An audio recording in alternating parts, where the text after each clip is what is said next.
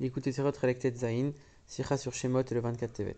Alors on sait que cette semaine va tomber le 24 Tevet, qui est la Iloula de l'Admorazaken, le premier rabbi de Chabad. Et par rapport au jour de son départ de ce monde-ci, son petit-fils, le Tzemar Tzedek, il écrit la chose suivante.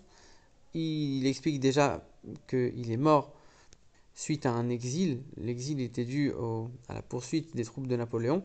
Et il s'est installé dans un petit village en exil qui s'appelait Piena.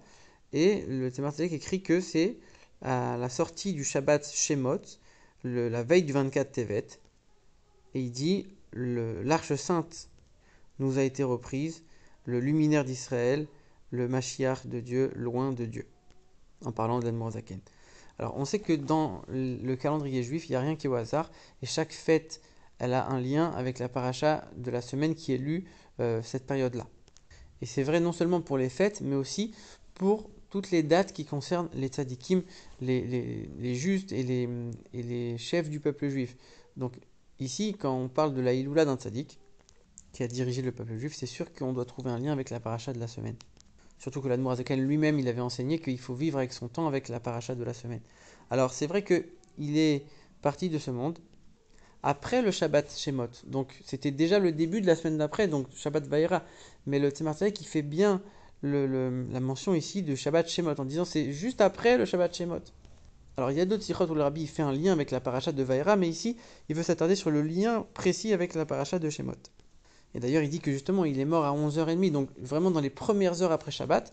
Et on sait que tant qu'on n'a pas dépassé la moitié de la nuit qui suit le Shabbat, on est encore, sous certains aspects, considéré comme dans la continuité du Shabbat. Donc c'est sûr qu'il y a un lien avec le Shabbat Shemot, la paracha de Shemot, et le 24 Tevet, la Iloula de l'Admorazaken. Alors la particularité de la paracha de Shemot, c'est qu'elle parle de l'esclavage d'Égypte. Alors c'est vrai qu'on parle de l'Égypte déjà deux parachiotes en arrière, quand on voit Vaïgaj, Vaïri, mais il n'y a pas du tout d'esclavage. Ils ont une belle vie en Égypte. Et on sait que tant que chaque frère de Yosef était vivant, jusqu'au dernier frère, il n'y a eu aucun mal qui a été fait aux Juifs. Donc c'était pas du tout une situation d'esclavage. Et pareil, dans les parachiotes suivantes de Vaïra et Bo, on commence à parler des plaies, on commence à dire que les Juifs, ils avaient plus déjà le même travail qu'avant, et on parle de la sortie d'Égypte déjà. Donc on n'est plus à 100% dans l'esclavage. La seule paracha où on est vraiment à 100% dedans, c'est notre paracha, la paracha de Shemot. Et non seulement on parle de l'esclavage, mais on dit que même Pharaon, à la fin de la paracha, il alourdit encore l'esclavage, au point que Moshe va s'en plaindre à Dieu directement. Donc toute cette notion d'exil, si l'Admorazaken il est parti de ce monde pendant cette paracha, ça veut dire qu'il doit y avoir un lien aussi avec la vie de l'Admorazaken, la notion de vivre en exil. Comme l'Égypte y était le premier de tous les exils finalement, et la source de tous. Alors on sait ce que l'Admorazaken lui-même il dit sur le jour de la Iloula. Il dit que la Iloula d'un tzaddik, c'est le jour où toutes ses actions, toute son œuvre, tout ce qu'il a établi, tout ce qu'il a créé toute sa vie, s'élève de manière extraordinaire et va briller comme jamais auparavant.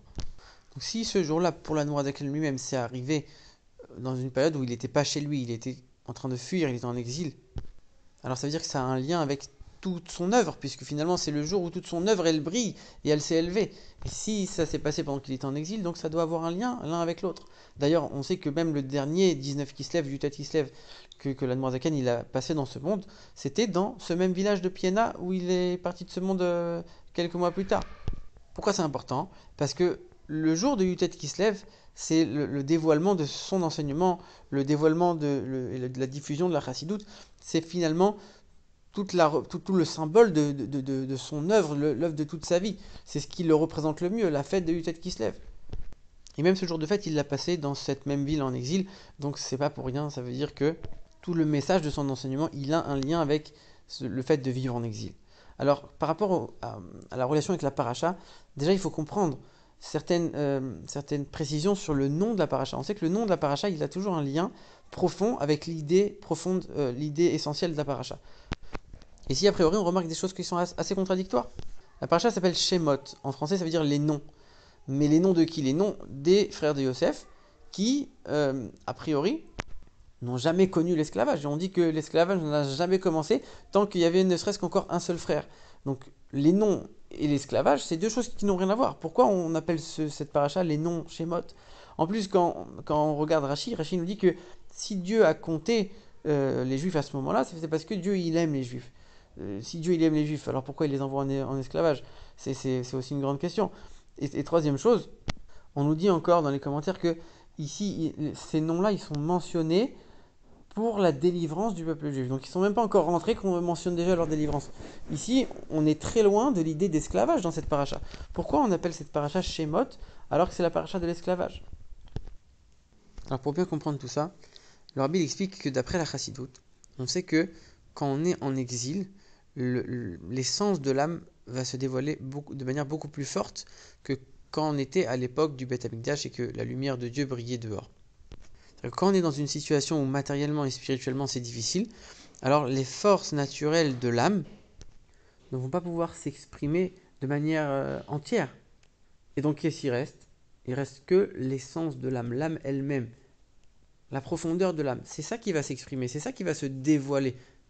Alors que quand tout va bien spirituellement, matériellement, et qu'on est à l'époque où le Beth Amikdash est là et que tout va bien, alors quelque part, le dévoilement qu'on va avoir à l'intérieur de nous, dans l'âme elle-même, c'est quelque chose qui va rester très limité.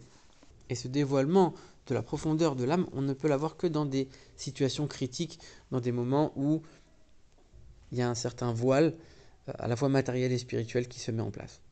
Et c'est pour ça que l'exil d'Égypte était une préparation au don de la Torah. Parce que la Torah, c'est quoi? C'est de faire pénétrer le niveau de Dieu le plus élevé, l'essence de Dieu, dans les choses matérielles les plus basses. C'est ça le don de la Torah. C'est de rendre la Torah, les mitzvot, très concrètes et très matérielles, de faire pénétrer Dieu dans la matière. C'est exactement la même chose qu'on est en train de voir ici. C'est que dans la situation la plus basse, on aura le niveau le plus haut. Dans l'exil, on a l'essence de l'âme qui va briller. Pareil, dans la création, dans la matérialité, on va voir l'essence de Dieu qui va briller. Donc c'est pour ça que l'exil d'Égypte est une préparation au don de la Torah.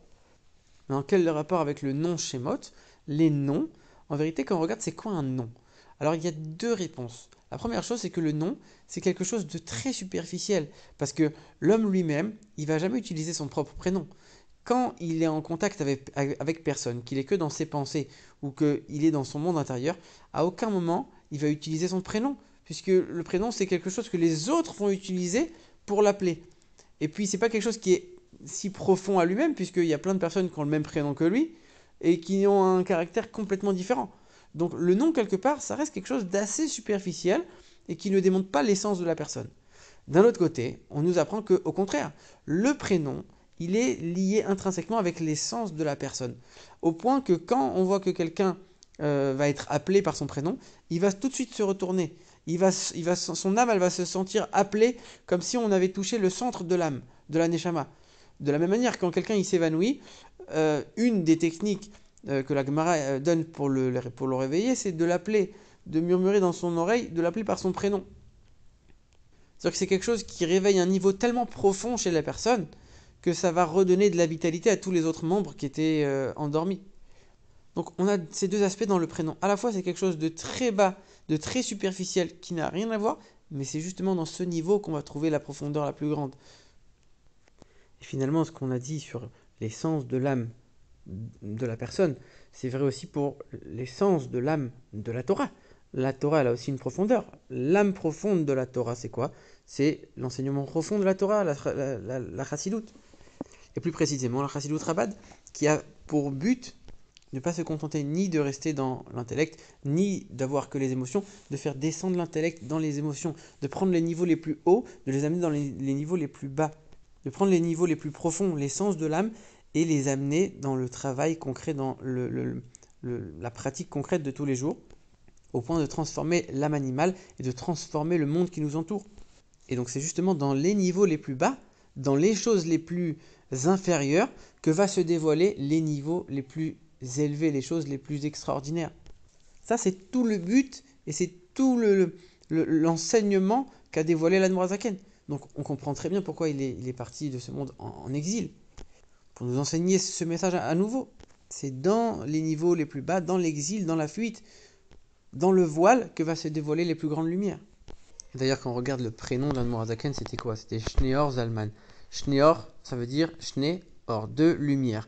De quelle lumière on parle? La première lumière, c'est la partie dévoilée de la Torah. La deuxième, c'est la profondeur de la Torah.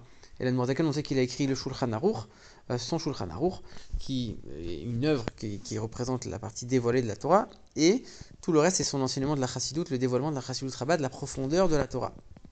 Et c'est Shnei Or, c'est un seul mot, c'est-à-dire que ces deux luminaires de la Torah, la partie dévoilée et la partie profonde, on va les unir de manière à ce qu'elles ne fassent plus qu'un.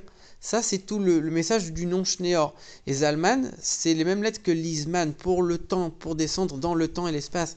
C'est-à-dire que cette union qu'on a entre les deux grands luminaires de la Torah, la partie dévoilée et la partie cachée, cette union qu'on a dans toute cette Torah qui va être unifiée, on va l'amener dans ce monde matériel, dans les niveaux les plus bas. C'est exactement le même message, c'est ça le message de l'Admor HaZaken. Alors maintenant, c'est bien beau de dire que en exil, on a les niveaux les plus hauts, etc. Mais concrètement, tout ça, c'est pour préparer la délivrance, la venue de Mashiach. C'est vrai qu'en exil, il y a un niveau très haut, mais le but, c'est pas de rester en exil non plus. Il faut accéder à la délivrance qui suit. Et c'est pour ça que l'Admor HaZaken, quelque part, il est parti à la sortie du Shabbat Shemot. Ça veut dire que, d'un côté, il est encore rattaché tout le message de Shemot qu'on a vu, qui est la limite, qui est l'esclavage, etc., l'obscurité, à quel point on va progresser dans cette obscurité. Mais d'un autre côté, il est déjà après le Shabbat Shemot. Il est déjà dans le début de la semaine de la paracha de Vaïra. Il est déjà un pied déjà dans Vaïra. C'est quoi Vaïra? On a dit, c'est le début des plaies, le début de la délivrance. Ça veut dire que c'est vrai qu'on a une grande lumière dans l'obscurité de l'exil et qu'on doit s'en servir et on doit progresser, on doit dévoiler. Mais c'est pas un but en soi. On doit s'en servir pour amener la venue de Mashiach et la délivrance. Et c'est ça tout le but, c'est ça tout le message de l'Admor HaZaken, prendre le niveau le plus haut, l'amener dans le niveau le plus bas, et grâce à ça se préparer à la venue de Mashiach.